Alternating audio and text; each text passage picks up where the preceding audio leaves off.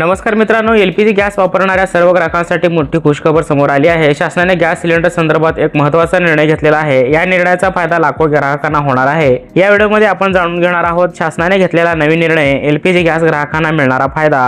जर तुम्ही LPG gas cylinder वापरत असाल तर हा व्हिडिओ शेवटपर्यंत नक्की पहा। चॅनलवरती पहिल्यांदा आला असाल तर चॅनलला देखील सबस्क्राइब करायला विसरू नका, कारण अशाच महत्त्वपूर्ण शासन निर्णय व महत्त्वाचे अपडेट आपल्याला या चॅनलवरती पाहायला भेटतील। तर या ठिकाणी पहा, महाराष्ट्र राज्यातील एलपीजी गॅस सिलेंडर पुरवठा नियमित ठेवणे, संभाव्य तुटवडा परिस्थितीचे व्यवस्थापन करणे तसेच कायदा व सुव्यवस्था अबाधित ठेवण्यासाठी उपाययोजना राबवण्याबाबत महाराष्ट्र शासनाने अन्न, नागरी पुरवठा व ग्राहक संरक्षण विभागामार्फत हा त्वरित परिपत्रक जारी केलेला आहे। तर या परिपत्रकामध्ये पहा, सर्व गॅसधारकांना महत्त्वाचा दिलासादायक मिळणारा अपडेट दिलेला आहे।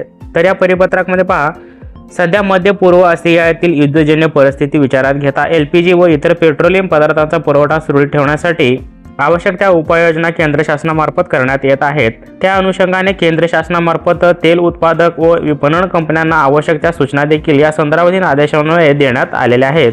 राज्यात एलपीजी साखळी नियमित ठेवण्यासाठी, संभाव्य तुटवडा परिस्थितीचे प्रभावी व्यवस्थापन करण्यासाठी तसेच नागरिकांमध्ये निर्माण होणारी जी अनावश्यक भीतीचे वातावरण निर्माण झालेले आहेत ते टाळण्यासाठी पुढील काही उपाययोजना तातडीने राबवण्यासाठी शासनाने हे परिपत्रक जारी केलेले आहेत। तर या परिपत्रकामध्ये पुढील कोणते महत्त्वाचे निर्णय घेण्यात आलेले आहेत आपण थोडक्यात समजून घेणार आहोत। यासाठी एक जिल्हास्तरीय विशेष समिती देखील नेमण्यात आलेली आहे। तर या समितीद्वारे कोणत्या अधिकाऱ्यांना नेमण्यात आलेले आहेत? समितीमधील सदस्य आहेत जिल्हाधिकारी, पोलीस अधीक्षक, पोलीस आयुक्त, जिल्हा पुरवठा अधिकारी, संबंधित जिल्ह्यातील महानगरपालिका आयुक्त तसेच आयुक्त यांचे प्रतिनिधी व नगरपालिकांचे मुख्य अधिकारी, सर्व सरकारी तेल कंपन्यांचे प्रतिनिधी देखील असणार आहेत, गॅस वितरण एजन्सीचे प्रतिनिधी देखील आहेत, आवश्यकतेनुसार इतर संबंधित अधिकारी देखील या समितीमध्ये काम करणार आहेत। त्यानंतर मुंबई महानगर परिक्षेत्रातील विशेष समिती देखील नेमण्यात आलेल्या आहेत। नियंत्रक शिधावाटप व संचालक नागरी पुरवठा, पोलीस सह आयुक्त बृहन्मुंबई महाराष्ट्र राज्य, मुंबई महानगर परिक्षेत्रातील महानगरपालिका आयुक्त तसेच त्यांचे प्रतिनिधी व नगरपालिकांचे मुख्य अधिकारी या समितीमध्ये काम करणार आहेत। उपनियंत्रक देखील आहेत रेशनिंगवाले, तर तेल कंपन्यांचे प्रतिनिधी देखील, गॅस वितरण एजन्सीचे प्रतिनिधी या समितीद्वारे हे काही जे महत्त्वाचे निर्णय घेण्यात आलेले आहेत त्याच्यामध्ये ते तातडीने काम करणार आहेत। अर्थात सर्व गॅसधारकांना याचे तुटवडा निर्माण होऊ नये तसेच काही भीतीचे वातावरण निर्माण झालेले आहे त्या ठिकाणी समिती नेमण्यात आलेल्या आहेत।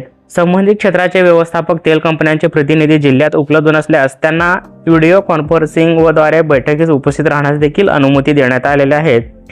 या समितीमार्फत करावयाचे कार्य पुढील प्रमाणे येथे सांगितलेले आहेत। महत्त्वपूर्ण हे निर्णय आहेत, तर आपण हे कार्य कोणते आहेत ते समजून घ्या।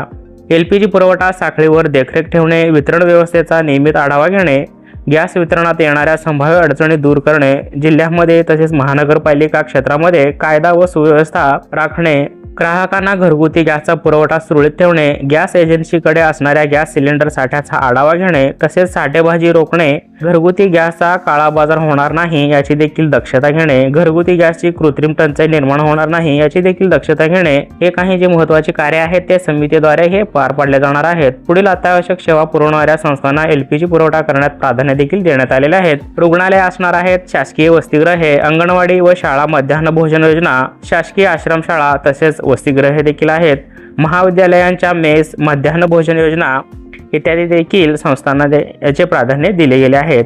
गॅस वितरणाबाबत प्राप्त होणाऱ्या तक्रारींचे निवारण करण्यासाठी जिल्हा स्तरावर व महानगर स्तरावर 24 तास सुरू असणारा नियंत्रण कक्ष स्थापन करण्यात आलेला आहे। याच्यासाठी जे काही तुटवडा निर्माण होणार आहे ते तक्रारी येणार आहेत त्याच्यासाठी 24 तास ही सेवा उपलब्ध असणार आहे। जिल्हा तक्रार निवारणासाठी आपत्कालीन दूरध्वनी क्रमांक देखील तसेच हेल्पलाईन क्रमांक उपलब्ध करून देण्यात देखील येणार आहेत। व्हॉट्सअप क्रमांक उपलब्ध करून देणार, सदर क्रमांकास व्यापक प्रसिद्धी देण्यात यावी। उपरोक्त नियंत्रण कक्षामार्फत सदर क्रमांकावर प्राप्त तक्रारींची दखल घेऊन आवश्यक ती कार्यवाही देखील करण्यात येणार आहे। प्रत्येक जिल्ह्यातील गॅस वितरण करणाऱ्या एजन्सीकडून त्यांच्याकडे उपलब्ध असलेल्या एलपीजी साठ्याबाबत दैनिक माहिती देखील या समित्यांना द्यावी लागणार आहे। जिल्ह्यामधील इंधन पुरवठ्याच्या अनुषंगाने दैनिक आढावा घेण्यात येणार आहे। जिल्ह्यातील पेट्रोल, डिझेल व एलपीजी, पीएनजी यांच्या साठ्याबाबतची देखील माहिती सोबत जोडलेल्या विवरणपत्रकामध्ये त्यांना दुपारी 12 वाजेपर्यंत शासनास ते सादर करावे लागणार आहेत। त्यानंतर पहा, जिल्हा स्तरावर वितरण स्थिती व संभाव्य अडचणींचा दैनिक आढावा घेऊन त्याबाबतचा अहवाल शासनाला सादर करण्यात येणार आहे। गॅस पुरवठ्यात अडचणी निर्माण झाल्यास कोळसा, रॉकेल इत्यादी पर्यायी इंधन वापरण्याच्या शक्यता तपासण्यात येणार आहेत। जिल्हास्तरीय समित्यांनी हॉटेल व रेस्टॉरंट संघटनांसोबत बैठक घेऊन पर्यायी इंधन वापरासाठी देखील प्रोत्साहन देण्यात येणार आहे। या समितीनंतर पुढे पहा, ग्रामपंचायत तसेच तालुका स्तरावर लोकप्रतिनिधी, सामाजिक संस्था, संघटना यांचे प्रतिनिधी यांचा समावेश करून व्हॉट्सअपचे गट निर्माण करण्यात यावेत व त्याद्वारे नागरिकांमध्ये जनजागृती करण्यात यावी। LPG वाहतूक व वितरण करणाऱ्या वाहनांना तसेच गॅस एजन्सींना व वितरक कर्मचाऱ्यांना आवश्यक ती पोलीस संरक्षण देखील देण्यात येणार आहे। घरगुती गॅसचा अवैध वापर, साठेबाजी व काळा बाजार यांसारख्या अनियमितता करणाऱ्या व्यक्तीविरुद्ध देखील जीवनावश्यक वस्तू अधिनियम 1955 मधील तरतुदीनुसार कठोर कारवाई करण्यात येणार आहेत। जे काही घरगुती गॅस वापराबाबत याच्यामध्ये ब्लॅकने जे आपण म्हणतो ते विकत असेल किंवा याच्यामध्ये काळा बाजार जर होत असेल, याच्यासाठी शासनाने 1955 हा कलम देखील लागू केलेला आहे। अशा व्यक्तींविरुद्ध त्यांना कडक कारवाई देखील करण्यात येणार आहे। घरगुती LPG गॅस सिलेंडर ही जीवनावश्यक बाब असल्याने उपरोक्त सूचनांचे काटेकोरपणे पालन करण्यात येणार असल्याची माहिती देखील सांगितलेली आहे। तर ही जे काही समिती निवडलेली आहे त्यांच्यामार्फत ही सर्व काही जे कार्य सांगितलेले आहेत काटेकोरपणे याचा वापर केला जाणार आहे। सदर परिपत्रक हे सद्य परिस्थितीत पूर्ववत होईपर्यंत लागू असणार आहेत। अर्थात जे काही युद्ध परिस्थितीजन्य निर्माण झालेले आहे हे सुरळीतपणे म्हणजेच सर्व स्थिर होईपर्यंत हे जे काही परिपत्रक शासनाने जारी केलेले आहेत हे तोपर्यंतच सद्यस्थितीपर्यंत लागू असणार आहे। गॅस धारकांसाठी महत्त्वाची माहिती होती। सर्व गॅस धारकांपर्यंत ही महत्त्वाची माहिती अवश्य शेअर करा। ज्यांच्यामध्ये भीतीचे वातावरण निर्माण झालेले आहे तर हे सर्व दूर होतील। त्यासाठी हे अत्यावश्यक परिपत्रक शासनाने येथे जारी केलेलं होतं। तर अशी महत्त्वाची माहिती आपण या व्हिडिओमध्ये पाहिलेली आहे। अशाच महत्त्वाचे व्हिडिओ आपल्याला पुन्हा पाहायचे असल्यास या चॅनलला नक्की सबस्क्राईब करून ठेवा। चला तर भेटूया नवीन अशाच माहितीसह एखाद्या नवीन व्हिडिओमध्ये। तत्पूर्वी जय हिंद, जय महाराष्ट्र।